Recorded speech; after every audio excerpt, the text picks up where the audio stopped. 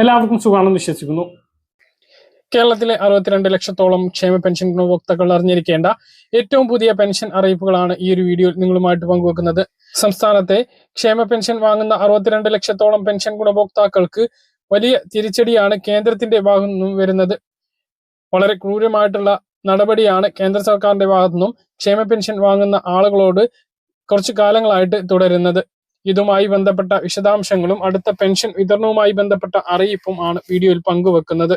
ഇതിൽ ഏറ്റവും പ്രധാനപ്പെട്ട കാര്യം, ക്ഷേമ പെൻഷൻ കേന്ദ്ര വിഹിതം സംസ്ഥാന സർക്കാർ മുൻകൂറായി നൽകിയിട്ടും കേന്ദ്ര സർക്കാർ പണം വിതരണം ചെയ്തിട്ടില്ല എന്നുള്ളതാണ്. ഡിസംബർ ക്ഷേമ പെൻഷൻ കേന്ദ്ര വിഹിതം നൽകുന്നതിന് വേണ്ടി 24.75 കോടി രൂപ സംസ്ഥാന സർക്കാർ മുൻകൂറായി അനുവദിച്ചിരുന്നു. ഈ തുക 8,46,456 പെൻഷൻ ഗുണഭോക്താക്കളുടെ ബാങ്ക് അക്കൗണ്ടുകളിലേക്ക് ഇട്ടുകൊടുക്കേണ്ടത് കേന്ദ്ര സർക്കാരാണ്. കുറച്ചു കാലങ്ങളായി കേന്ദ്ര സർക്കാർ ഈ തുക സംസ്ഥാനത്തിന് നൽകുന്നില്ല. എങ്കിലും ആ ഒരു തുക സംസ്ഥാന സർക്കാർ എല്ലാ മാസത്തെയും പെൻഷൻ വിതരണം ചെയ്യുമ്പോൾ മുൻകൂറായി അനുവദിക്കാറുണ്ട്. ഇത്തവണയും ഡിസംബർ 15-നുള്ളിൽ തന്നെ മുഴുവൻ പേർക്കും തുക ലഭ്യമാകാത്ത രൂപത്തിൽ സംസ്ഥാന സർക്കാർ കൈമാറിയിരുന്നു. ഇത് മാസാവസാനമായിട്ടും ഗുണഭോക്താക്കളുടെ അക്കൗണ്ടുകളിലേക്ക് എത്തിയിട്ടില്ല എന്നതാണ് വളരെ ക്രൂരമായിട്ടുള്ള നിലപാട്. വാർദ്ധക്യകാല പെൻഷൻ, വികലാംഗ പെൻഷൻ, വിധവാ പെൻഷൻ എന്നിവയാണ് 200 മുതൽ 500 രൂപ വരെ കേന്ദ്ര സർക്കാർ വിഹിതം ഉള്ളത്. 200, 300, 500 എന്നിങ്ങനെയാണ് തുക. ഈ തുകയാണ് മുടങ്ങുന്നത്.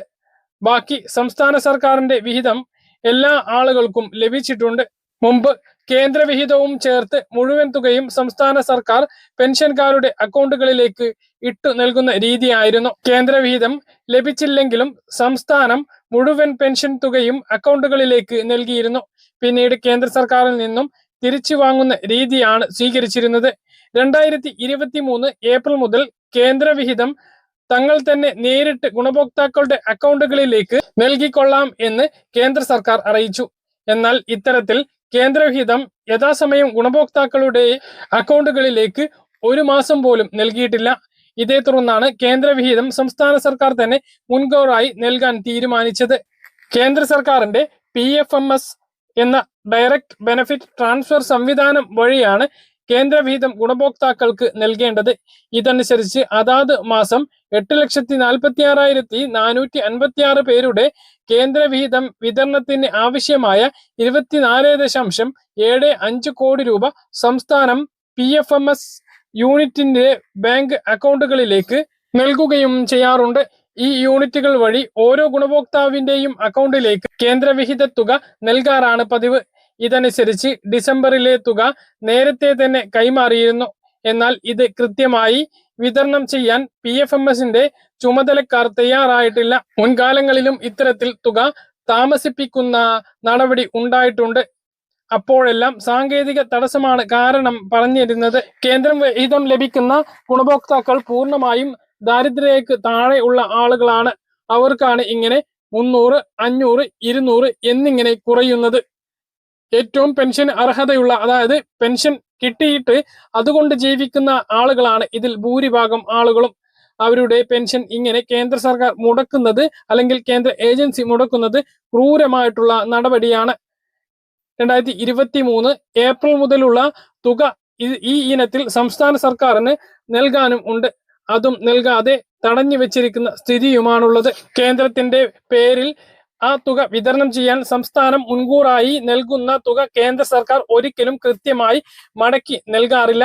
പലപ്പോഴും വർഷങ്ങൾ കഴിഞ്ഞാൽ പോലും ഈ തുക സംസ്ഥാനത്തിന് ലഭിക്കാറില്ല.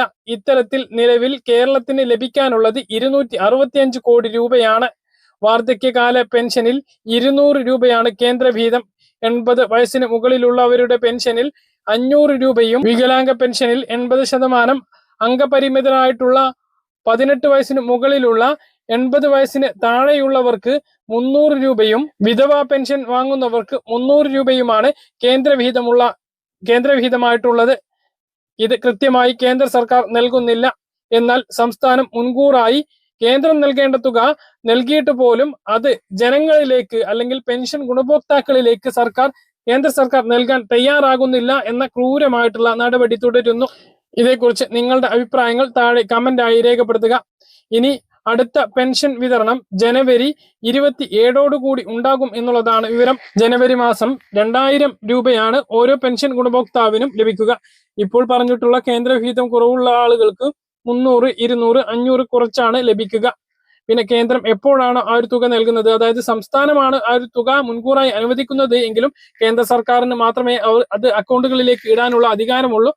അത് അവർ എപ്പോഴാണ് ഇടുന്നത് അപ്പോൾ മാത്രമാണ് ആ തുക ലഭിക്കുക. സാധാരണഗതിയിൽ ഒരാഴ്ച കൊണ്ടൊക്കെ ലഭിക്കാറുണ്ട്. ഈ പ്രാവശ്യം 2 ആഴ്ച കഴിഞ്ഞിട്ടും ആ ഒരു തുക ലഭിച്ചിട്ടില്ല എന്നുള്ളതാണ് വാസ്തവം. മറ്റൊന്ന്, മറ്റന്നാൾ 30-ാം തീയതി 2000 കോടി രൂപ കടമെടുക്കുന്നുണ്ട്. അത് പെൻഷൻ വിതരണത്തിനാണോ എന്ന് പല ആളുകൾക്കും സംശയമുണ്ട്. പക്ഷെ പെൻഷൻ വിതരണത്തിനല്ല.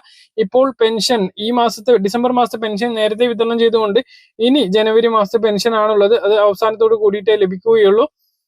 പെൻഷൻ 2000 രൂപയാണ് ലഭിക്കുന്നത്. ജനുവരിയിൽ തന്നെ പെൻഷൻ വർധനവ് ഉണ്ടാകും. അതായത് ബജറ്റ് ജനുവരിയിൽ നടക്കുകയാണ് എങ്കിൽ അതിൽ പെൻഷൻ വർധനവുമായി ബന്ധപ്പെട്ട പ്രഖ്യാപനം ഉണ്ടാകും എന്നാണ് പ്രതീക്ഷിക്കുന്നത്. ഇനി ജനുവരിയിലല്ല ബജറ്റ്, അല്ലെങ്കിൽ ഫെബ്രുവരിയിലായിരിക്കും ബജറ്റ്. അങ്ങനെയെങ്കിൽ ആ ഒരു ബജറ്റിൽ 500 രൂപ കൂട്ടിക്കൊണ്ടുള്ള വലിയൊരു പ്രഖ്യാപനം ഉണ്ടാകും. അങ്ങനെ പെൻഷൻ 2500 എത്തും. പിന്നെ വിധവാ പെൻഷൻ, അവിവാഹിത പെൻഷൻ വാങ്ങുന്ന ആളുകൾ, അതുപോലെ തന്നെ മറ്റ് പെൻഷൻ വാങ്ങുന്ന ആളുകൾ ഇവരോട് എന്തെങ്കിലും രേഖ ആവശ്യപ്പെട്ടിട്ടുണ്ടോ എന്ന് പല ആളുകളും സംശയം ചോദിക്കുന്നുണ്ട്. നിലവിൽ അത്തരം ഒരു രേഖ ആവശ്യപ്പെട്ടതുമായി ബന്ധപ്പെട്ട അറിയിപ്പില്ല. ഇപ്പോൾ പഞ്ചായത്ത് ഭരണസമിതികൾ അധികാരത്തിലേക്കുന്ന തിരക്കിലാണ്. അത് കഴിഞ്ഞാൽ ചിലപ്പോൾ ആവശ്യപ്പെട്ടേക്കാൾ. അങ്ങനെ അറിയിപ്പ് വന്നാൽ കൃത്യമായിട്ട് നമ്മുടെ ചാനലിലൂടെ നിങ്ങളെ അറിയിക്കുന്നതാണ്. പറഞ്ഞ കാര്യങ്ങൾ കൃത്യമായിട്ട് മനസ്സിലാണെന്ന് കരുതുന്നു. ഇതുപോലെ ഇൻഫർമേഷൻ ലഭിക്കാൻ ചാനൽ സബ്സ്ക്രൈബ് ചെയ്യുക, ബെൽ ഐക്കൺ എനേബിൾ ചെയ്ത് വെക്കുക. മറ്റൊരു വീഡിയോ നമുക്ക് കാണാം.